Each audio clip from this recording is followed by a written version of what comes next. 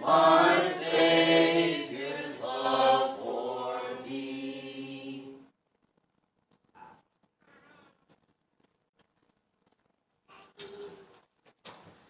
Well, good morning, and as is typical in summers here in Dickinson, we often have many of our own members off for vacation and what have you, and but we always seem to have visitors who fill their places, so we're glad to have you all with us. So this morning, I would like to start with a verse that Steve referenced in his class in 1 Corinthians chapter 10, verse 12. Steve mentioned, "Therefore let him who thinks he stands take heed lest he fall." The Bible is full of many examples encouraging us to take inventory of ourselves spiritually. As was part of our discussion this morning, we have a lot of positive examples of faith, and we have a lot of negative examples of disobedience in the Bible. And this morning, I want to take a look at one person in the Bible that we probably don't know much about. I want to look at a man named Asa, A-S-A. What do you know about him? Yeah, I didn't either until I studied and prepared for this. But Asa, he is one of the kings of Judah after the nation of Israel split under his grandfather, who was Rehoboam. Now, Asa was Solomon's great-grandson, and he was David's great-great-grandson. And we don't hear a lot about him, but there are some lessons that I think we could learn from his life. We read about him in 1 Kings chapter 15, but we also read about him in 2 Chronicles chapter 14. And that's where we're going to be reading from today, is in 2 Chronicles, starting in chapter 14. And we won't read all of the texts that talk about him, but we'll highlight some things. However, chapter 14, I would like to take a look at that. Let's read the first 5 verses to get a little insight about how he was. Verse 1. So Abijah, that's his father, rested with his fathers, and they buried him in the city of David. Then Asa, his son, reigned in his place. In his days the land was quiet for 10 years. Asa did what was good and right in the eyes of the Lord his God, for he removed the altars of the foreign gods and the high places, and broke down the sacred pillars, and cut down the wooden images. And he commanded Judah to seek the Lord God of their fathers, and to observe the law and the commandment. And he also removed the high places and the incense altars from all the cities of Judah, and the kingdom was quiet under him. So we see in verse 2 that Asa chose to do what was right in God's eyes. In verse 3, he removes idolatry from Judah. In verse 4, he commands his people to seek God and obey his word. And in verse 5, he continues to remove idolatry throughout Judah. And as a result, verse 1 and verse 5 tells us that the land was quiet under him. Now, this is the spiritually minded king that Judah needed, that God intended for them to have. It's the kind of leader that would benefit any nation, including ours. But the principle that we can learn from this on an individual basis is that we also can seek to do what is right in God's eyes. We can remove godliness from our own lives and encourage others to seek God as well. Let's keep reading in verse 6. And he built fortified cities in Judah, for the land had rest. And he had no war in those years, because the Lord had given him rest. Therefore he said to Judah, let us build these cities and make walls around them, and towers and gates and bars, while the land is yet before us, because we have sought the Lord our God. We have sought him, and he has given us rest on every side. So they built and prospered. And Asa had an army of 300,000 from Judah, who carried shields and spears, and from Benjamin 280,000 men who carried shields and drew bows. All these were mighty men of valor. So after establishing a spiritual foundation, he then builds up a network of fortresses and well-equipped military to protect them from outside threats. And in verse 7, Asa recognizes that the rest and the success and the prosperity that they are experiencing is because they are seeking God. Well, shouldn't we recognize that as well? James chapter 1 verse 17 tells us that every good and perfect gift is from God. Now let's keep on reading in verse 9. Then Zerah the Ethiopian came out against them with an army of 1,000,000 men and 300 chariots, and he came to Marishah. So Asa went out against him, and they set the troops in battle array in the valley of Zephathah at Marishah. And Asa cried out to the Lord his God and said, Lord, it is nothing for you to help, whether with many or with those who have no power. Help us, O Lord our God, for we rest on you, and in your name we go against this multitude. O Lord, you are our God. Do not let man prevail against you. So after establishing this, we have read that God had given rest all around Judah during his time. But 1,000,000-man army marching up against you could put an end to that pretty quickly. That's a lot of men. 1,000,000 men. That's the highest total of troops we see anywhere in the Bible. And it happens here. So Asa, with his 580,000 men, mobilized against 1,000,000 Ethiopians and their 300 chariots, which are essentially the tanks of their day that they cannot match up with. This whole thing is not a good matchup for Asa and Judah. So what does he do? Well, he turns to God. Let's keep reading in verse 11, or verse 12. So the Lord struck the Ethiopians before Asa and Judah, and the Ethiopians fled. And Asa and the people who were with him pursued them to Gerar. So the Ethiopians were overthrown, and they could not recover, for they were broken before the Lord and his army, and they carried away very much spoil. Then they defeated all the cities around Gerar, for the fear of the Lord had come upon them, and they plundered all the cities, for there was exceedingly much spoil in them.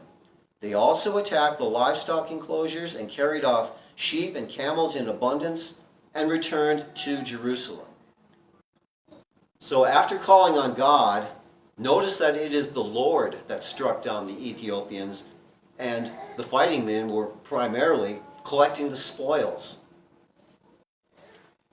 In Romans chapter 8, verse 31, it says, if God is for us, who can be against us?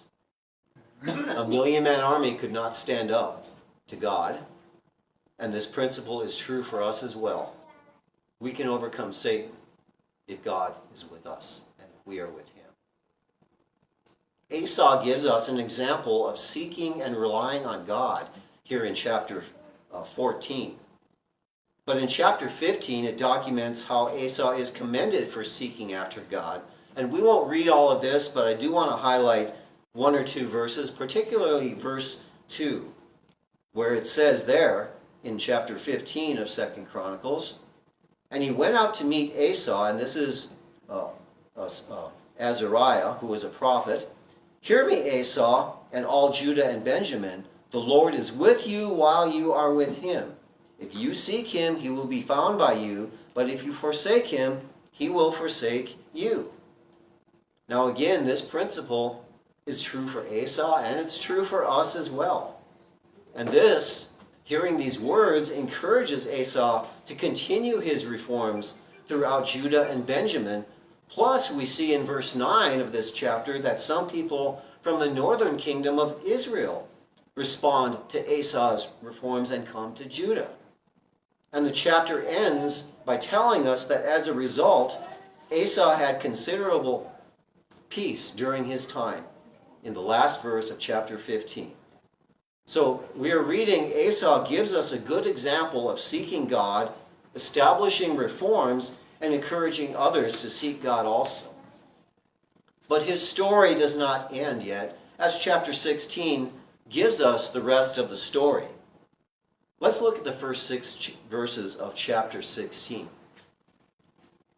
In the 36th year of the reign of Asa, Baasha, the king of Israel, came up against Judah and built Ramah, that he might let none go out or come into Asa, king of Judah.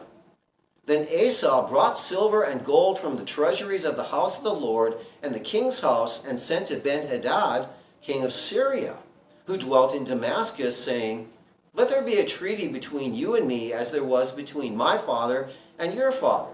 See, I have sent you silver and gold. Come, break your treaty with Baasha, king of Israel, so that he will withdraw from me." So Ben-Hadad heeded King Asa, and he sent captains of his armies against the cities of Israel. They attacked Ijon, Dan, Abel-maim, and all the storage cities of Naphtali.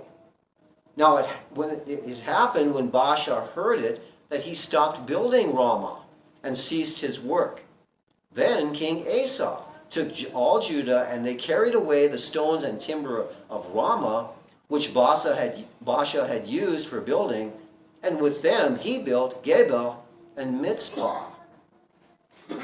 So as we look at this, in verse 1, Ramah is a town in Judah next to the border of Israel. And it was an important travel route going north and south. And for Baasha to seize Ramah and fortifications there would give Israel strategic control over Judah. And this action by Baasha required that Israel cross the border, which would be a provocation to Asa and Judah. But instead of going to war with Israel, Asa hires the Syrians to break their treaty with Israel and attack Israel and let the Syrians do the fighting for Asa, paying them by using money, some of which had been given to God, to do this fighting. So Baasha, he has to abandon Ramah, which is to his south, and faces the Syrian invasion to their east. And so Asa then, he crosses into Israel over the border and takes the border towns of Geba and Mitzpah, and then he builds fortifications with the materials that Baasha had left in Ramah.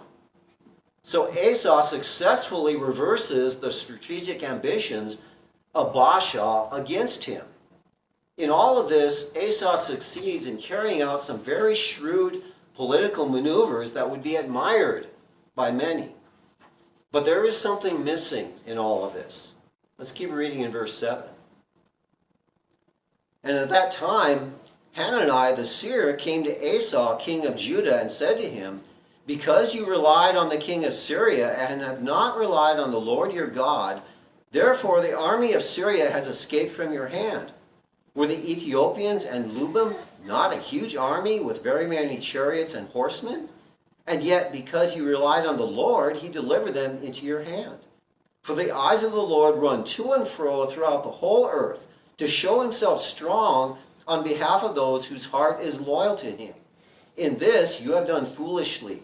Therefore, from now on you shall have wars." Then Asa was very angry with the seer, and put him in prison, for he was enraged at him because of this.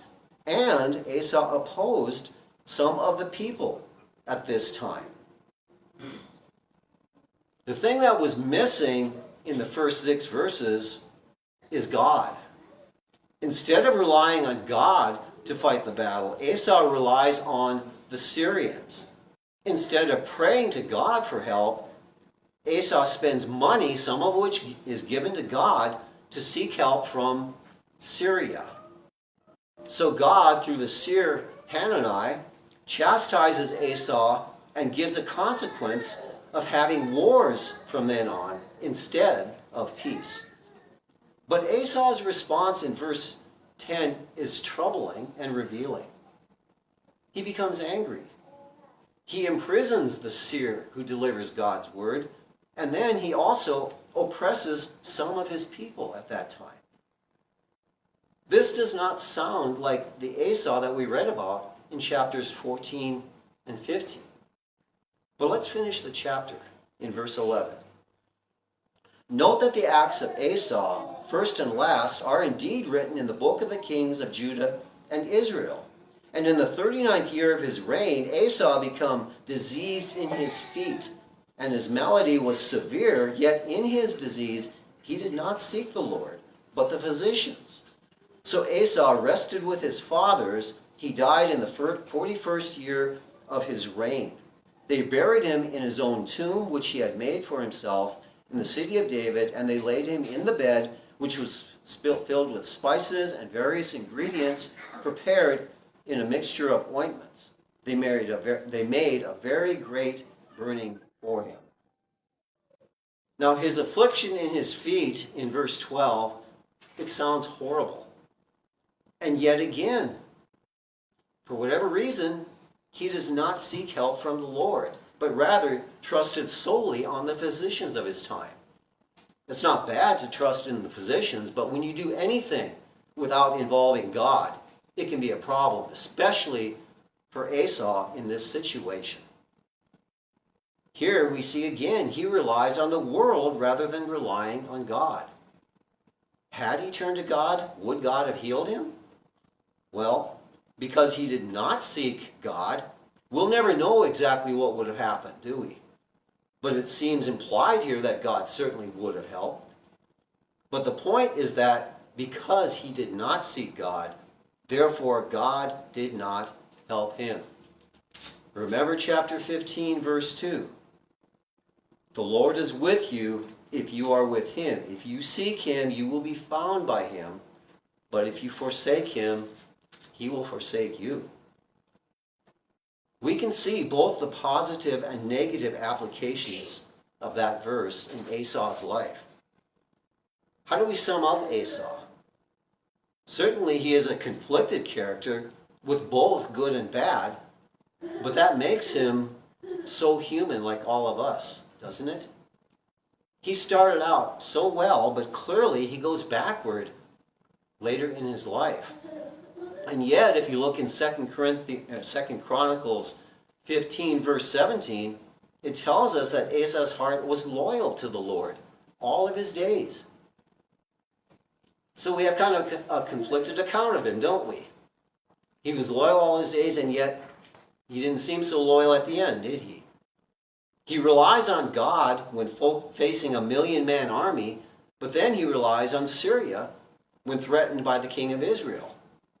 He leads Judah to be faithful to God, but then later in chapter 16, verse 10, he oppresses the people. And yet the people do give him an honorable burial.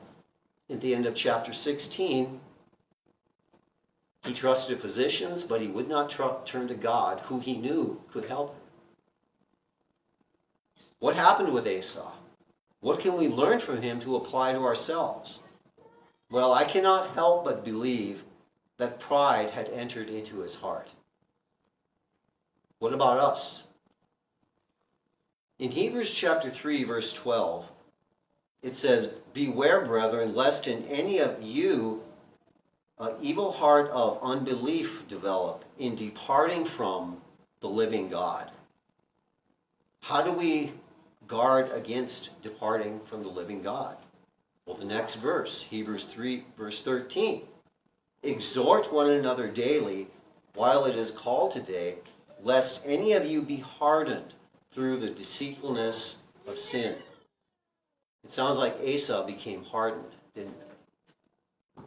We need to exhort one another to be faithful and to not turn against or become angry with those who correct us, like we see with Esau. We all stumble in many things, as James 3, verse 2 tells us. And he did not handle the correction. Pride can do that to us. Also, Asa reminds me of the church in Ephesus in Revelation chapter 2, the church that had left their first love. He also reminds me of the church in Laodicea, which Steve referenced this morning in Revelation chapter 3. They had become lukewarm because they had become wealthy and had forgotten God, becoming prideful. If we're not careful, we too can fall into these failures as well. Esau is an interesting, conflicted character, but he shows us that we do need to remember 2 Chronicles 15:2. "The Lord is with you while you are with him. If you seek him, he will be found by you, but if you forsake him, he will forsake you." We see that with Esau, and if we're not careful, it can happen to us as well. And the best remedy to not allowing that to happen to us is to, as we read in Hebrews chapter 3, to exhort one another to remain faithful and mutually encourage one another. The lesson is yours. Today, if you have struggled, if you perhaps are dealing with some difficulties, part of our purpose this morning is to encourage one another, to remain faithful to God through our days, that we may all look forward to that great day that is promised to those who are faithful to Him. If you have any needs, please let us know as we stand and sing.